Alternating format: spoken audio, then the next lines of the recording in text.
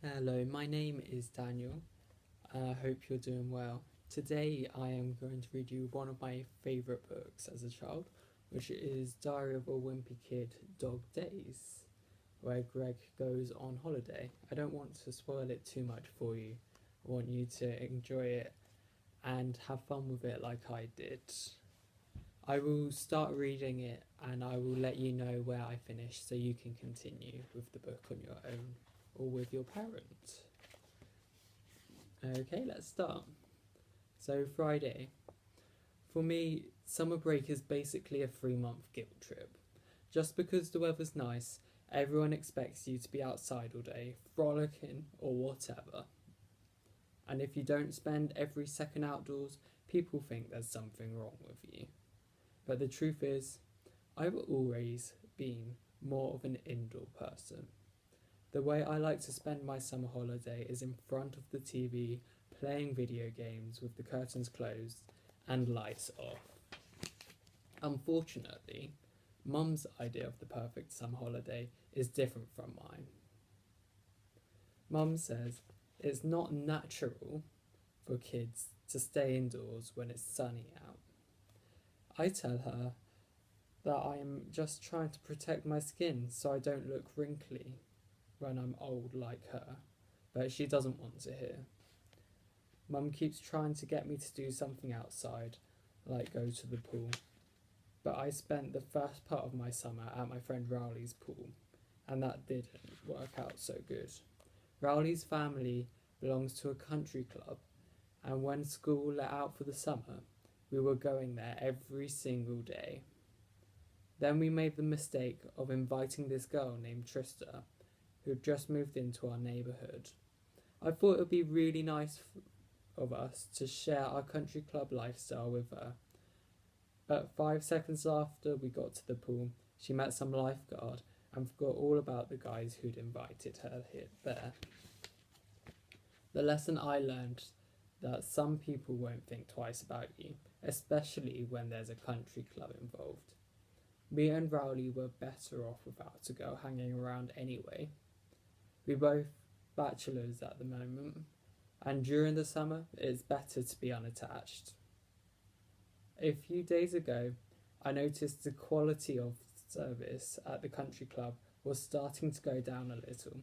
Like sometimes the temperature in the sauna was a few degrees too hot, and one time the poolside waiter forgot to put one of those little umbrellas in my fruit smoothie. I reported all my complaints to Rowley's dad, but for some reason, Mr. Jefferson never passed them on to the clubhouse manager. Which is kind of weird. If it was me, who was paying for a country club membership, I'd want to make sure I was getting my money's worth. Anyway, a little while later, Rowley told me he wasn't allowed to invite me to his pool anymore, which is fine with me. I'm much happier inside my air-conditioned house, where I don't have to check my soda can for bees every time I go to take a sip. Saturday. Like I said, Mum keeps trying to get me to go to the pool with her and my little brother Manny, but the thing is, my family belongs to the town pool, not the country pool. And once you've tasted the country club life, it's hard to go back to being ordinary Joe at the town pool. Besides, last year I swore to myself that I would never go back to that place again. At the town pool, you have to go through the locker room before you can go swimming, and that means walking through the shower area where grown men are soaping down right out in the open. The first time I walked through the men's locker room at the town pool was one of the most traumatic experiences of my life. I'm probably lucky I didn't go blind. Seriously. I don't see why Mum and Dad bothered to try to protect me from horror movies and stuff like that if they're going to expose me to something about 1,000 times worse. I really wish Mum would stop asking me to go to the town pool, because every time she does, it puts images in my mind that I've been trying hard to forget. Sunday. Well, now I'm definitely staying indoors for the rest of the summer. Mum had a house meeting last night, and said money is tight this year and we can't afford to go to the beach, which means no family holiday. That really stinks. I was really looking forward to going to the beach this summer. Not because I like the ocean and the sand and all of that, because I don't. I realised a long time ago that all the world's fish and turtles and whales go to the bathroom right there in the ocean. And I seem to be the only person who's bothered by this. My brother Roderick likes to tease me because he thinks I'm afraid of the waves, but I'm telling you that's not it at all. Anyway, I was looking forward to going to the beach because I'm finally tall enough to go on the Cranium Shaker, which is this really awesome ride that's on the boardwalk. Roderick's been on the Cranium Shaker at least 100 times, and he says you can't call yourself a man until you ride it. Mum said maybe if we save our pennies, we can go back to the beach next year. Then she said, we'd still do a lot of fun stuff as a family, and one day we'll look back on this as the best summer ever. Well, now I only have two things to look forward to this summer. One is my birthday, and the other is when the last Little Cutie comic runs the paper. I don't know if I have ever mentioned this before, but Little Cutie is the worst comic ever. To give you an idea of what I'm talking about, here's what ran in the paper today. Daddy is rain, just God sweating.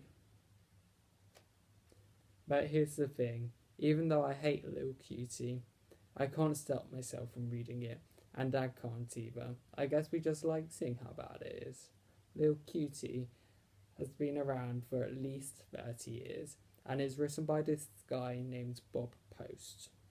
I've heard Little Cutie is based on Bob's son when he was a little kid.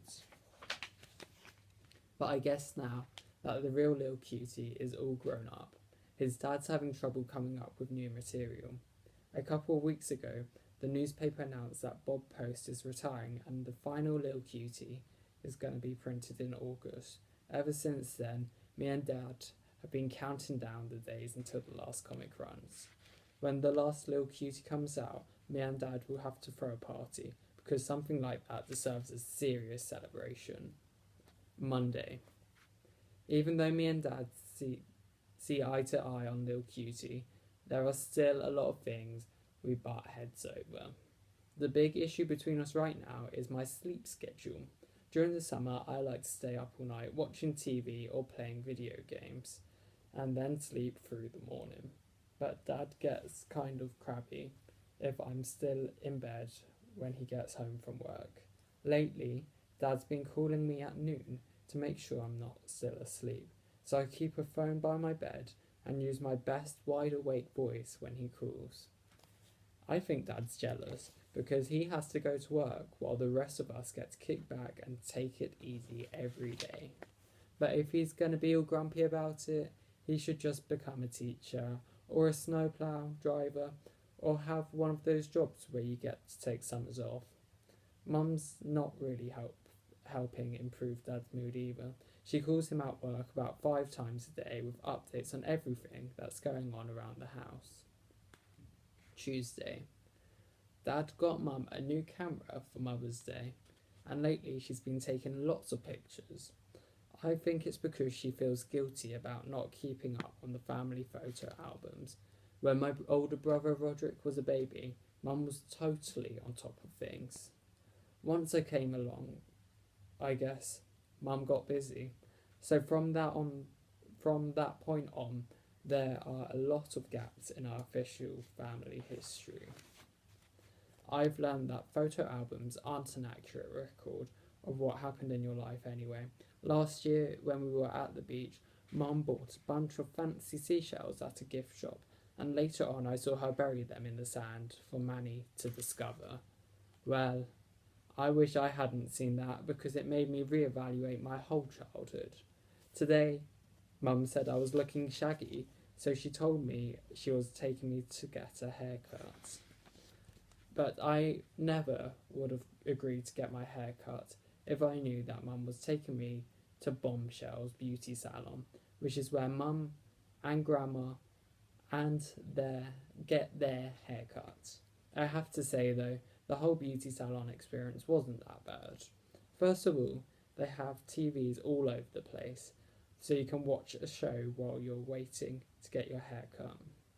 Second, they have lots of tabloids, those newspapers you see in the checkout lines at grocery stores. Mums say tabloids are full of lies, but I think there's some really important stuff in those things. Grandma is always buying tabloids, even though Mum doesn't approve. A few weeks ago, Grandma wasn't answering her phone, so Mum got worried and drove over to Grandma to see if she was okay. Grandma was fine, but she was picking up her phone because of something she had read. But when Mum asked Grandma where she got her information, Grandma said, the New York Times. Grandma's dog Henry died recently, and ever since then Grandma has had a lot of time on her hands. So Mum's dealing with stuff like the cordless phone thing a lot these days.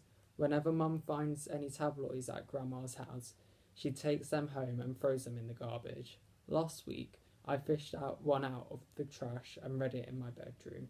I'm glad I did. I found out that North America will be underwater within 6 months, so that kind of takes the pressure off me to do well in school. I had a long wait at the beauty salon, but I didn't really mind. I got to read my horoscope and look at pictures of movie stars without their makeup, so I was definitely entertained.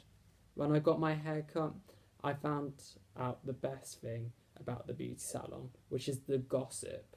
The ladies who work there know the dirt on just about everyone in town. Unfortunately, Mum came to pick me up right in the middle of a story about Mr. Peppers and his new wife, who's 20 years younger than him. Hopefully, my hair will grow out fast so I can come back and hear the rest of the story. Okay, I'm going to stop there. I hope you're enjoying it so far. I have got to page 22, so if you would like to carry on, I would really recommend it. It's a brilliant book. I hope you enjoy the rest of your day and have a brilliant Christmas.